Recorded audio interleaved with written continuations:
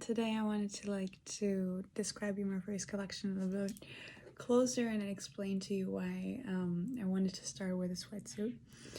So I know it may be like a hoodie and jogging pants are not like the most amazing design, but hear me out and listen to me why I decided to do that for the first collection.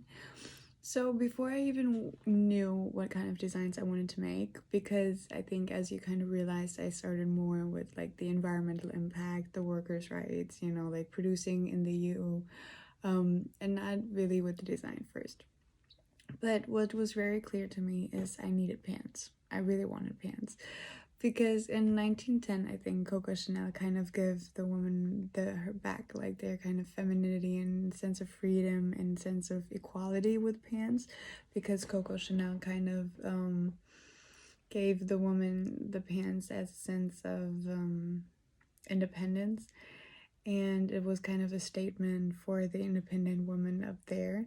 So I know that pants are not like a big deal anymore with like gender roles, but I would really like to have this kind of homage to Coco Chanel and to what pants used to mean for women, and a sign of revolution in my brand.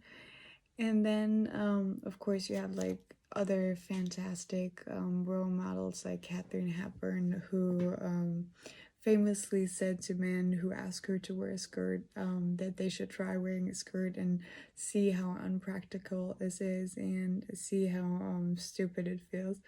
So I just love that, just having pants in a collection made for women. It has a history in fashion and was quite a big statement, so definitely pants. And I think the back of boxy cut of the sweatsuit is just like super important to this whole movement. I mean, of course, the 80s are coming back with like the big shoulders, but I think the 80s are as present as ever in terms of equality and in terms of women still fighting to have the same recognition and the same value in terms of money as men in jobs. So I really wanted to kind of bring back uh, that mentality that when you wear like a little bit boxier clothing or loose fitting clothing, you can still be super feminine and you can still be perceived and treated as feminine, and you don't have to be curvy, you don't have to show off to have this kind of perceivement. And I think that was just like a statement that, especially with social media nowadays, is still super important. Don't you think that there's still so many young girls who go online, who see social media, all the platforms, all the models of today, and I don't know about you guys, but I do think they will see a lot of skin.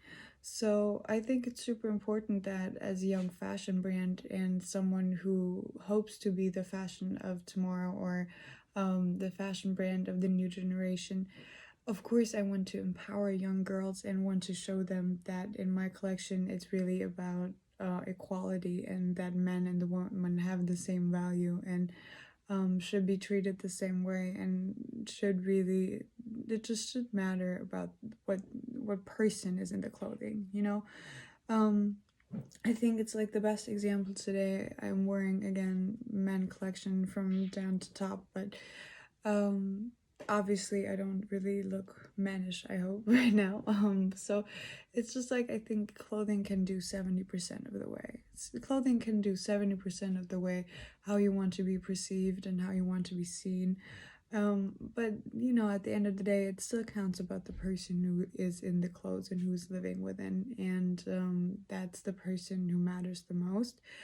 But I just came to find that a lot of times when it's just about clothing, and when we just care about the looks, then that's also what is perceived. Like if we only want to show off, and if we wear very little clothing, then that's what is more important mostly than the mind, because the clothing is just so fabulous and so distracting that the person in the clothing often comes second, and is also not seen as important as the clothing maybe in that moment, or the way the clothing is fitting on the body. And I think I would just really like to put the focus away from the body and away from shaping. I mean, with 10 sizes, I'm already trying to put the focus away from only caring about the way and the shape and the size people are, and just create this inclusive community. But I think with going genderless and having a boxy cut for the first collection, I think I'm kind of supporting the statement even a little bit further, going saying it's really just about the person within, and you can be perceived as feminine, as masculine, in whatever kind of clothing you wear. It doesn't have to be tight fitting. It's really just about the person within and the person wearing the clothes.